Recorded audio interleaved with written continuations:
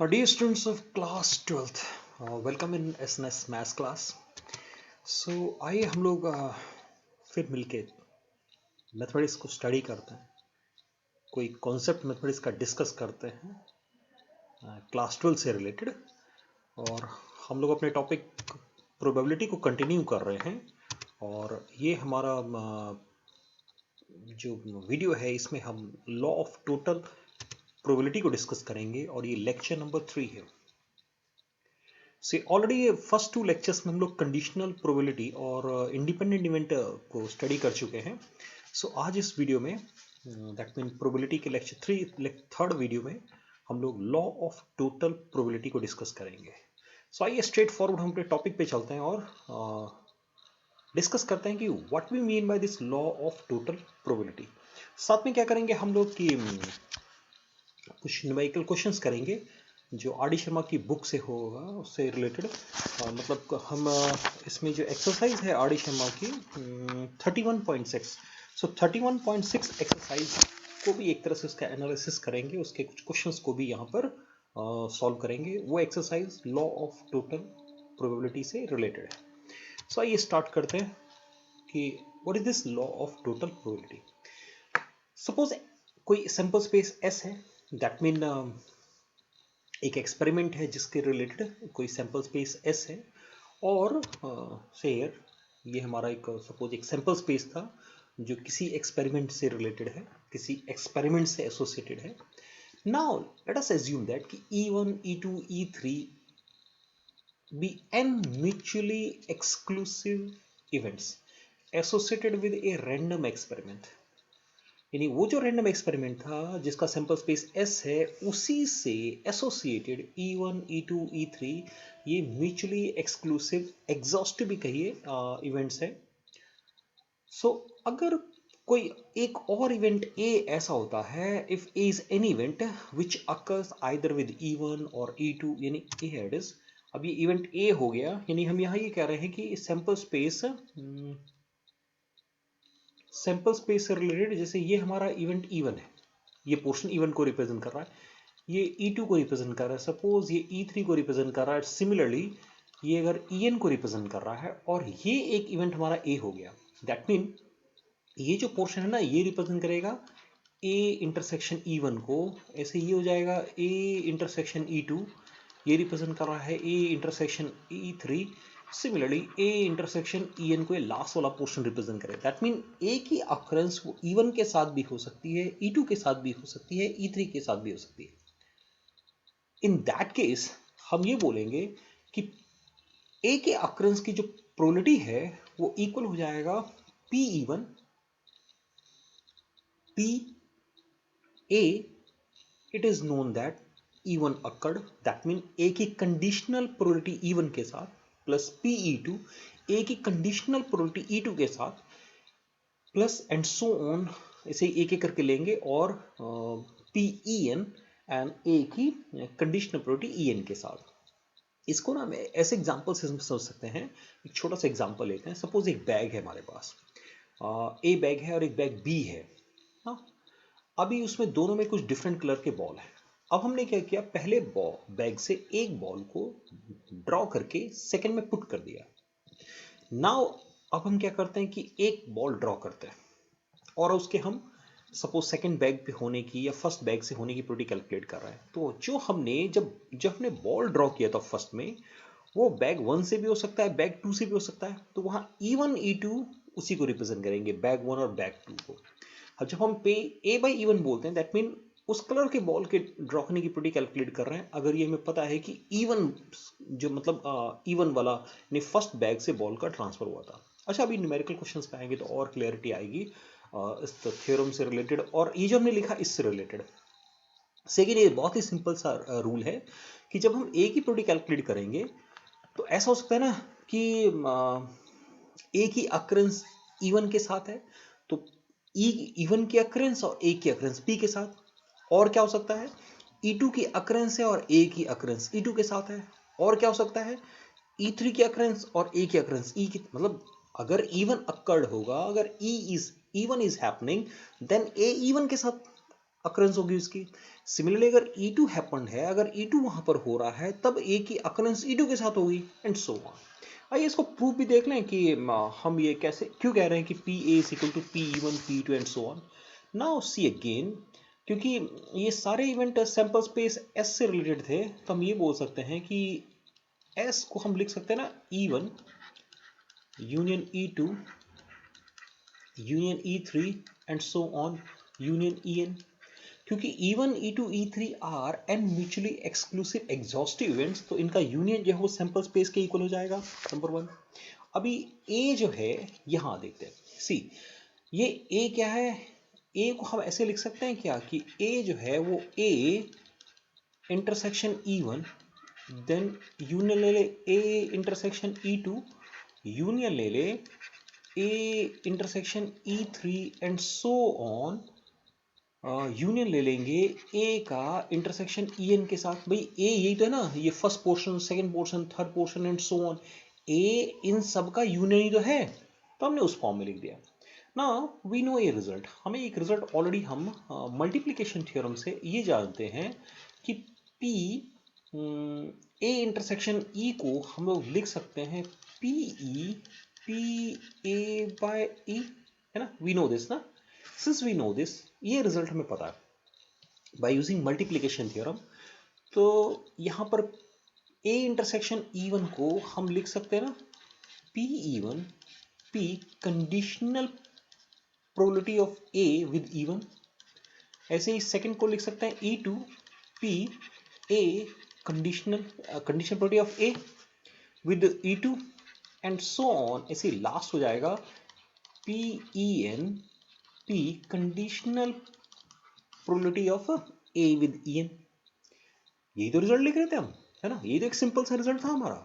हमने जो law of total probability का जो रिजल्ट लिखा है वो एक सिंपल सा रिजल्ट है ये। दैट मीन क्या हुआ, ए को हमने एक्सप्रेस किया और उसके बाद हमने इस यूनियन को, है ना, इसमें यूनियन को बोलूंगा यहाँ पे कि यूनियन को हमने यूनियन को कैसे ब्रेक कर दिया है ना, यूनियन को कैसे ब्रेक किया। तो ये कह सकते हैं कि एक स्टेटमेंट अगर बीच में और लिखा होता मैंने तो शायद और क्लियरिटी हो जाती ना, कि जब हम इसकी प्रोबेबिलिटी लेंगे तो यानी इस पूरे की प्रोबेबिलिटी ले रहे हैं, और क्योंकि ये म्यूचुअली एक्सक्लूसिव इवेंट्स हैं सो ये सभी के सभी यूनियन प्लस में कन्वर्ट हो जाएंगे, है ना, एक स्टेप ये हो सकता है ना बीच में। Okay, so this is the simple one. अब इसको हम ऐसे भी समझ सकते हैं, सी देखिए हो क्या रहा है कि हमारे पास सपोज ये E1 E2 and so on, इस तरह से En म्यूचुअली एक्सक्लूसिव इवेंट्स थे, ये बोल सकते हैं। अभी क्या हुआ कि सपोज E1 अक्कर्ड, है ना, सो इसकी प्रोबेबिलिटी एग्जिस्ट करेगी।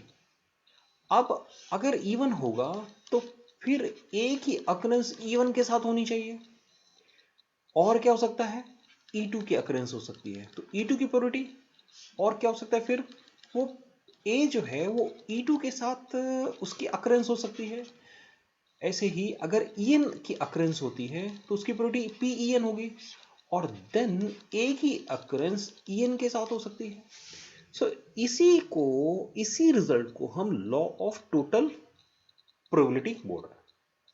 आई होप कि आपको क्लियर हो गया होगा कि what we mean by law of total probability. एक सिंपल सा रिजल्ट है कि अगर कोई एक्सपेरिमेंट के साथ जो सैंपल स्पेस है उसके उसमें n mutually exclusive exhaustive events हैं, तो अगर A की अकरेंस है तो A की अगर मतलब पहले E1 E2 E3 में से किसी की अकरेंस होगी, देन A की अकरेंस भी n म्यूचुअली एक्सक्लूसिव वे से हो सकता है, क्योंकि वो E1 के साथ अकर्ड कर सकता है, उसकी अकरेंस E2 के साथ हो सकती है, उसकी अकरेंस E3 के साथ हो सकती है, और उसकी अकरेंस En के साथ हो सकती है। आइए कुछ और क्वेश्चंस देखते हैं तो और क्लैरिटी आएगी। सो हम स्ट्रेट फॉरवर्ड क्या कर रहे हैं, we are moving toward the exercise, और मैं बुक में देख लेता हूँ। So exercise 31.6, actually all these questions are from exercise 31.6, और इसमें टोटल 13 क्वेश्चंस है। ये जो क्वेश्चन मैंने पिक किया है ये क्वेश्चन नंबर 3 है उस बुक में। ओके, सी जो फर्स्ट 3 क्वेश्चन है ऑलमोस्ट सबके सब क्वेश्चन एक जैसे हैं, तो हम क्या कर रहे हैं यहाँ पर थर्ड क्वेश्चन को लेके चल रहे हैं। Okay, so now you see कि ये क्वेश्चन है क्या। one bag contains 4 yellow and 5 red. Another bag contains 6 yellow and 3 red balls. A ball is transformed from the first bag to the second bag and then a ball is drawn from the second bag. Find the probability that ball drawn is yellow. Meaning इसको ऐसे में समझ सकते हैं हम लोग कि एक बैग ए है, राइट? अब इस बैग में 4 येलो बॉल और 5 रेड बॉल है. एक बैग बी है हमारे पास, उस बैग बी में 6 येलो बॉल है और 3 रेड बॉल है. ओके, अब हमने क्या किया, a ball is transform from first bag to second. एक बॉल यहां से यहां ट्रांसफर किया गया. अब ये जो ट्रांसफर बॉल है ये येलो हो सकता है, या जब ट्रांसफर करेंगे वो रेड हो सकता है. यानी फर्स्ट जब हमने ट्रांसफर किया है तो जो ट्रांसफर कर रहे हैं वो इवन E2 हो गया. यानी इसका मतलब हम ऐसे कर सकते हैं कि लेट अस डिफाइन इवन क्या है. Even is an event. Even एक इवेंट है, event of transferring of yellow ball. यानी येलो बॉल का ट्रांसफर हुआ है. ऐसे ही हो गया E2 is associated with transfer of red ball, right? यानी भाई जब फर्स्ट बैग से आप बॉल ट्रांसफर करेंगे तो येलो भी हो सकता है या रेड हो सकता है. तो येलो को मैंने इवन कह दिया और मतलब फर्स्ट येलो के लिए जब येलो ट्रांसफर हो तो उसको इवेंट इवन बोल दिया, और अगर रेड को ट्रांसफर करते हैं तो उसको हम क्या बोलते हैं, तो रेड E2 बोल देते हैं. अब क्या हुआ है कि second, a ball is transform from first bag to second का पार्ट कंप्लीट हो गया.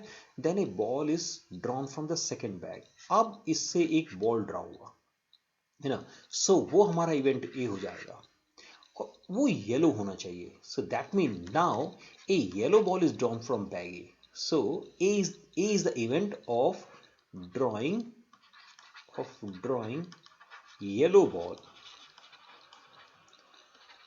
Yellow ball from bag B, second bag मतलब, राइट?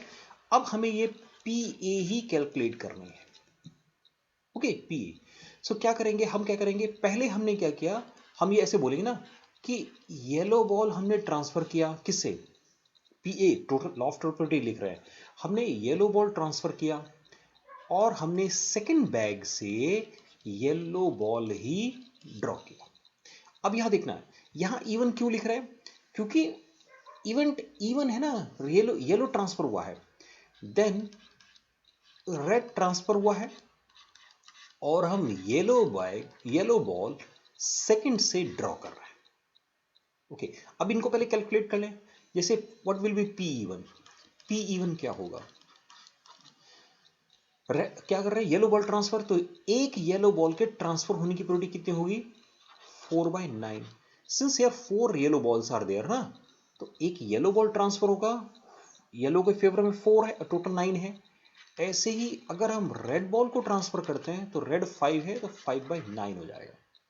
देन हम क्या कैलकुलेट करेंगे, यहां लिखते हैं, देन हम कैलकुलेट करेंगे ए बाई इवन. अब ए बाई इवन का मतलब क्या हुआ कि हमने एक येलो बॉल ट्रांसफर कर दिया बैग बी में.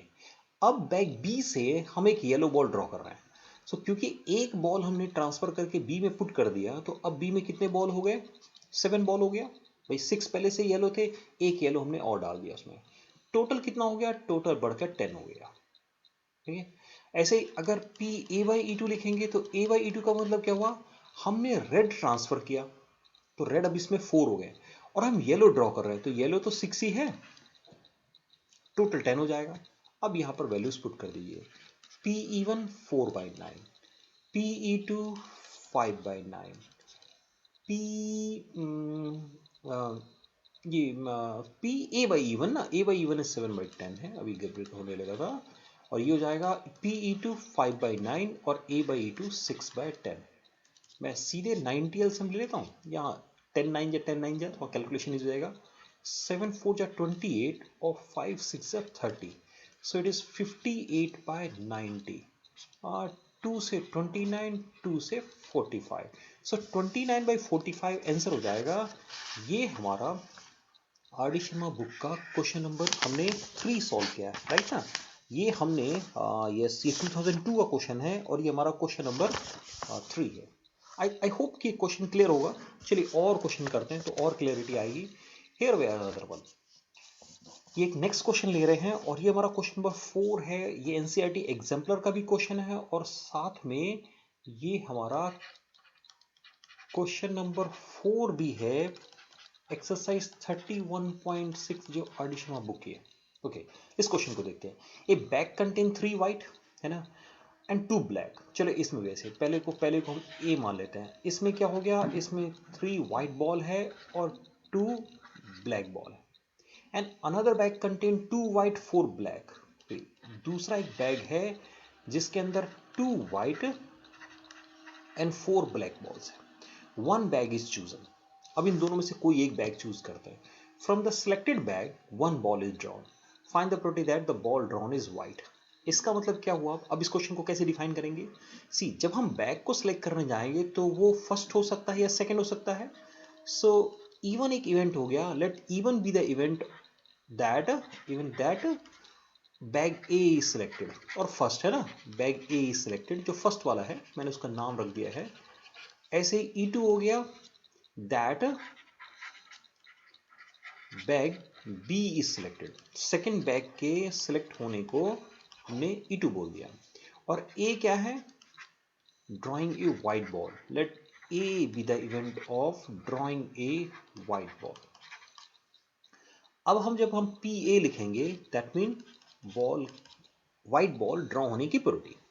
सो क्या होगा, बैग इवन सिलेक्ट होगा, है ना, और इवन से हम वाइट को ड्रॉ करेंगे, ये ना मीनिंग है। हम और क्या हो सकता है, E2 हमने सिलेक्ट किया और वाइट बॉल हमने E2 से ड्रॉ किया। अब P इवन मुझे कैलकुलेट करना होगा ना, तो क्या करते हैं हम यहाँ पर, सी क्योंकि 2 बैग्स है और तो उनकी सिलेक्शन की प्रोबेबिलिटी कितनी होगी, 1/2 1/2। अब आता है A बाय इवन। अब A बाय इवन का मतलब क्या हुआ, बैग 1 से वाइट बॉल का ड्रॉ होना। सो वाइट 3 है, टोटल 5 है। ये क्वेश्चन ज्यादा मतलब उससे इजी हो गया ना। A2 क्या होगा, सेकंड बैग से वाइट बॉल का ड्रॉ होना। टोटल 6 बॉल है, वाइट 2 है, बस वैल्यू पुट कर दिए। कितना सिंपल सा क्वेश्चन था, 1/2, A बाय इवन 3/5, देन 1/2, 2/6। इसको 2 कैंसिल कर सकते हैं। सो ये 3/10 प्लस 1/6। अगर मैं सीधे क्या करता हूँ कि 30 एलसीएम ले लेते हैं, तो 10 3 जा 9, 6 5 जा 30, so it is 14/30, that is 7/15। आपका आंसर हो जाएगा। ये था क्वेश्चन नंबर 4। आंसर चेक कर सकते हैं, 4/15 है। ये हमारा क्वेश्चन नंबर 4 है आर डी शर्मा की बुक का, राइट। सी, अब दोनों क्वेश्चन में क्या हो रहा है, नीचे भी इस एक्सरसाइज के क्वेश्चंस करेंगे ना, so almost all questions are related with bag. इसी तरह बैग और अर्न होगा, उसमें बॉल होंगी। या तो क्या करेंगे कि एक बॉल को ट्रांसफर करेंगे, देन एक बॉल ड्रॉ करेंगे, या क्या होगा, एक बैग सेलेक्ट करेंगे और एक बॉल ड्रॉ करेंगे। Almost all questions are like this. जैसे एक क्वेश्चन और ले रहे हैं, सी दिस वन इज, ये क्वेश्चन हमारा सीबीएसई 2007 का है। ये एक्चुअली क्वेश्चन नंबर 8 है बुक में। ओके, क्या कर रहे हो question, the bag A contain, again again उसी तरह से ना। ओके, बैग ए, इसमें है 8 वाइट, लिखना शुरू करते हैं साथ साथ पढ़ने के साथ साथ, एंड 7 ब्लैक बॉल आ गया। Bag B contain 5 white and 4 black balls.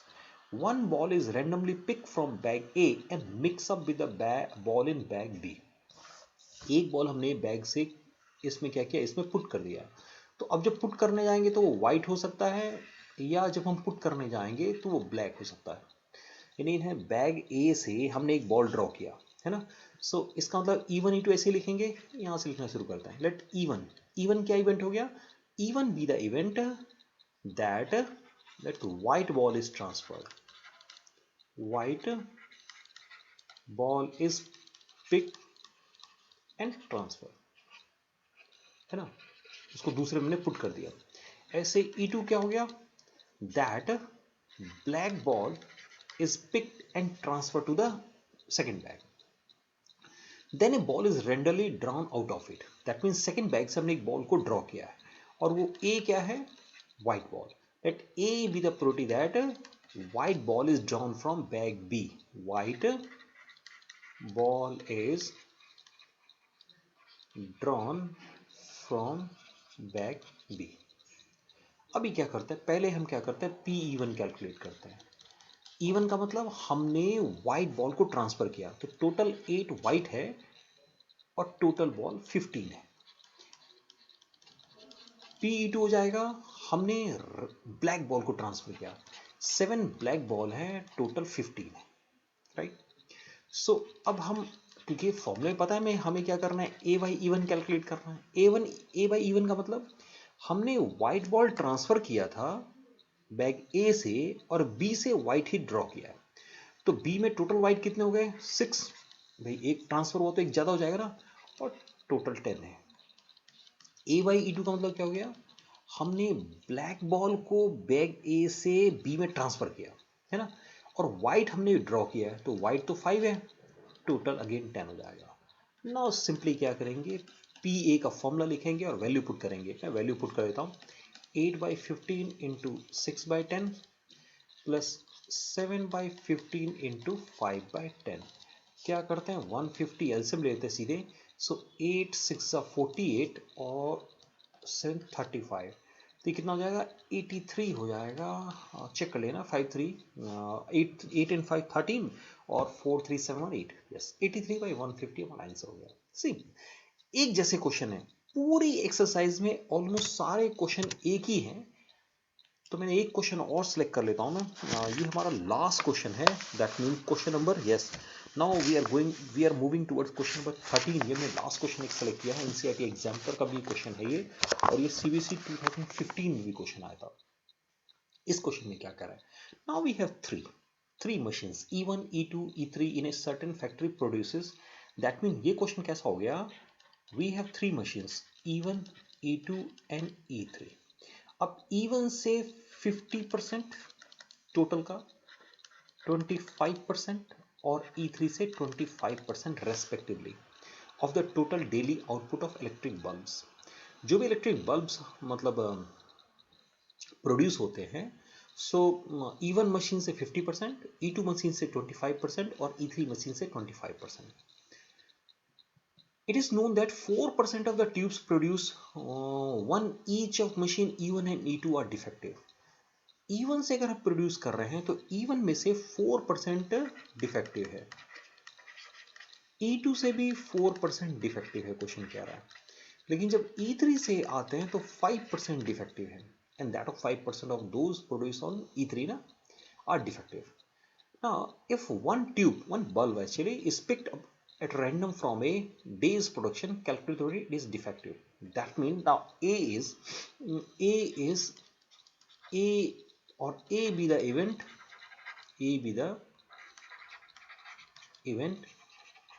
that a defective bulb, यानी जो हमें produce a defective bulb is produce कर देते हैं, is produce. Okay, so again फॉर्मूले के लिए हमें क्या पहले चाहिए, पी इवन चाहिए। हमें ये समझना है कि जब हम कह रहे हैं P E one, P E two और पी ई थ्री, का मीनिंग क्या है। अब पी इवन का मतलब कि प्रोडक्शन इवन से है ना, दैट मीन वो जो हमने जो डिफेक्टिव हमने ड्रॉ किया है उसका प्रोडक्शन इवन के साथ है। सो इवन से 50%, दैट इज 50/100, 1/2, 50% का मतलब। अगर E2 से प्रोडक्शन होगा सो दैट इज 25, मीनिंग 1/4, और E3 से again 25%, so again 1/4। Now what about P A by E one का क्या मतलब होगा इस क्वेश्चन में, A बाई इवन का मतलब कि वो डिफेक्टिव है और ये हमें पता है कि वो इवन मशीन से उसका प्रोडक्शन हुआ है। तो अगर इवन मशीन से, और ये में क्वेश्चन में दिया हुआ है 4% इवन मशीन से जो भी प्रोड्यूस होता है वो डिफेक्टिव होता है, सो 4/100। ऐसे ही जब हम P A by E2 calculate करेंगे तो क्या मतलब होगा कि डिफेक्टिव बल्ब है और वो E2 मशीन से है, सो 4%। And now P A by E3 पे आएंगे, दैट मीन थर्ड मशीन पे डिफेक्टिव है और वो थर्ड मशीन से है और वो 5% है। Now we write the formula, P A का फॉर्मूला लिखेंगे, P E one P A by E one, यानी ये ए की कंडीशनल प्रोबेबिलिटी E2 के साथ हो जाए, मतलब किसके साथ, पहले एक इवन के साथ है देन E2 के साथ है, और हम ऐसे ही कह सकते हैं PA और PA बाय E3। याद रखना है हमेशा ये E1 के बाद E2 और E2 के बाद E3 लिखा जाएगा। PE1 1/2, A by E1 4/100, PE2 1/4, A by E2 4/100। Okay, next एक और क्या है, PE3 1/4, 5/100। क्यों ना अभी 400 का एलसीएम ले लिया जाए। यहाँ बस 400 में से 2 की कमी है, तो ये क्या जाएगा, 4 2 है 8 हो जाएगा। यहाँ पर कितना होगा, 4 आएगा और यहाँ पर 5 आएगा। सो इट इज 17/400, 8 4 12 5 17, सो 17/400 हमारा आंसर हो गया। इन सभी क्वेश्चन में the first thing is the language. Language is very important. So करना क्या है क्वेश्चंस के अंदर, जो भी whatever 13 questions are there in this book, almost all questions are same. So therefore we have selected the 4 question out of 13 question। हमने क्या किया यहाँ पर 4 क्वेश्चन सॉल्व किए। हमने कोशिश की है जो बोर्ड एग्जाम में आया है या जो एनसीईआरटी एग्जाम्पलर के क्वेश्चन है उन्हीं क्वेश्चनों को सॉल्व करें पहले। बट स्टिल अगर कोई क्वेश्चन ऐसा होता है कि नहीं आप सॉल्व कर पा रहे हैं, प्रॉब्लम है, तो उसको हम लोग अगर आप कमेंट बॉक्स में उस क्वेश्चन नंबर को मेंशन करेंगे तो क्या करेंगे कि हम कोशिश करेंगे कि उसको दूसरे वीडियो में उस क्वेश्चन को इंक्लूड कर लें। क्या करना है, क्वेश्चन को पढ़ने के बाद पहले हमें डिसाइड करना है कि E1 E2 क्या है, E1 E2 E3 and so on. Then हम डिसाइड करेंगे कि A क्या है। ओके, उसका PE1 PE2 PE3 कैलकुलेट करेंगे, A by E1 A by E2 A by E3 calculate करेंगे, और PA का फॉर्मूला लिखना है लॉ ऑफ टोटल प्रोबेबिलिटी का, और उसमें वैल्यूज पुट कर देनी है, आंसर तक पहुंच जाएंगे। बिल्कुल सिंपल क्वेश्चंस हैं। थोड़ा बहुत प्रॉब्लम लैंग्वेज के कारण कई बार आ जाते हैं इस तरह के क्वेश्चंस में। व्हाट आई फील कि लैंग्वेज बहुत ही इंपॉर्टेंट रोल प्ले करता है। कई बार ना मतलब लैंग्वेज से हम गलत मीनिंग लगा के हम गलत डायरेक्शन में कैलकुलेशन स्टार्ट कर देते हैं और तभी मिस्टेक होता है। Otherwise it is very simple exercise, बहुत ही सिंपल क्वेश्चन है। एक छोटे से फॉर्मूले में बस वैल्यू कैलकुलेट करके फॉर्मूले में वैल्यू को पुट करना है आंसर के लिए। So dear students, thank you very much for watching this video. Keep watching my channel. Thanks.